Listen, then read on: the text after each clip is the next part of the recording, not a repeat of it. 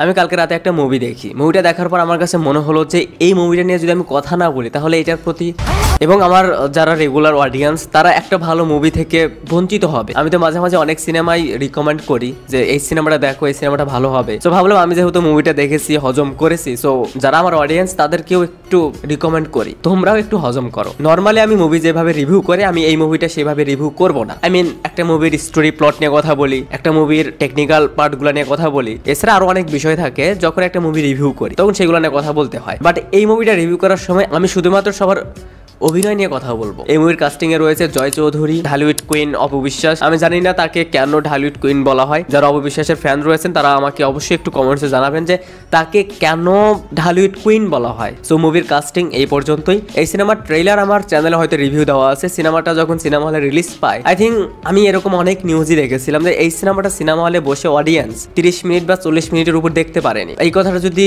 আমি বলি যে এটা সত্য নাকি মিথ্যা, তাহলে আমি বলবো যে ইয়েস, এই মুভি ডিউরেশন প্রায় 2 ঘন্টার কাছাকাছি হবে। আমি জাস্ট স্কিপ করে করে হয়তো 15 থেকে 20 মিনিটের মধ্যে সিনেমাটা শেষ করেছি। এবং আমি শুধুমাত্র এই মুভিতে যারা অভিনয় করেছে, বিশেষ করে এখানে যে ভিলেন ক্যারেক্টার, আমি শুধু তার অভিনয়টাই স্কিপ করে করে দেখেছি। যারা এই সিনেমাটা দেখবেন এই রিভিউটা দেখার পর, আমি আপনাদেরকে বলবো অবশ্যই এই সিনেমাটা 20 থেকে 25 মিনিটের মধ্যে শেষ করবেন। যদি পারেন সময় আরেকটু কমিয়ে নেবেন, এর চেয়ে যেন বেশি হয় না, তাহলে মাথা ব্যথা করবে। প্রথমেই বলি জয় চৌধুরী এবং অপু বিশ্বাস এই দুজনের পারফরমেন্স নিয়ে। আমি জানি না যে জয় চৌধুরী, তাকে আমার কোনো দিক থেকে নায়ক মনে হয় না, যেটা সত্য কথা। এই সময় যেমন রোশান রয়েছে, তার ভিতরে একটা সম্ভাবনা রয়েছে। এরপর সিয়াম ভালো কাজ করছে। একজন হিরো হতে যা যা দরকার সেটা সিয়াম আহমেদের মধ্যে কিছুটা রয়েছে। যদি Siam Ahmed as a commercial hero হিসেবে অতটাও অ্যাকসেপ্টেবল না, বাট এই ট্র্যাকের বাইরেও কিন্তু সিয়াম আহমেদ বেশ মোটামুটি ভালোই কাজ করেছে। বাট জয় চৌধুরীর ভিতর তাকে কোনো অ্যাঙ্গেল থেকেই নায়ক মনে হয় না। প্রথমত তার অভিনয় হয় না, যতটুকুই করে সেটা লাইক লাউড অ্যাক্টিং। এরপর যদি অপু বিশ্বাসের কথা বলি, আমি জানি না তাকে ঢালিউড কুইন কেন বলা হয়। এই সিনেমায় তার অভিনয়, কিছু কিছু জায়গায় তার এক্সপ্রেশন বা এখানে জয়ের সাথে যে কেমিস্ট্রিটা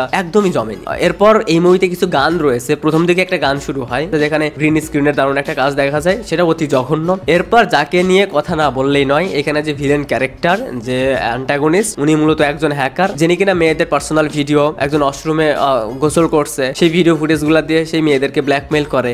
এবং সবচেয়ে মজার বিষয় হচ্ছে উনি যখন কাউকে ব্ল্যাকমেল করেন এবং সেই মেয়েকে যখন তার রুমে নিয়ে আসেন, নিয়ে আসার পর মেয়েটাকে তার সামনে বসায় আর সেই টাইমে সে একটা এক্সপ্রেশন দেয়। মুভিটা দেখার সময় আপনি এই সিনটা সবচেয়ে বেশি এনজয় করবেন। আমি ভাবতেছিলাম যে উনার মতন এত জঘন্য একজন অভিনেতাকে কেন কাস্ট করলো। অবশ্যই ডিরেক্টর প্রথমেই তো 2টা ভুল কাস্টিং করেছে, জয় অপু বিশ্বাস। এরপরে এই ক্যারেক্টারটাকে কেন নিল, আমার কাছে কেন জানি মনে হলো যে এই যে ক্যারেক্টারটা, এই যে ভিলেন ক্যারেক্টারটা প্লে করেছে দিন ইসলাম, ওনার সাথে এই ফিল্ম রিলেটেড কোনো সম্পর্ক তো অবশ্যই রয়েছে। না হয় সে প্রডিউসার, না হয় সে ডিরেক্টর। পরে একটু রিসার্চ করে দেখি যে এই ফিল্মের ডিরেক্টর এই দিন ইসলাম, এই ফিল্মের প্রডিউসারও এই দিন ইসলাম। এরপর শিওর হলাম যে ওনার মতন বাজে একজন অভিনেতাকে কেন এই ফিল্মে কাস্ট করা হয়েছে। ভাই এতটা বিরক্তকর, তিনি মাঝে মাঝে কিছু এক্সপ্রেশন দেন, আমি স্কিপ করে করে 20 থেকে 25 মিনিট দেখেছি।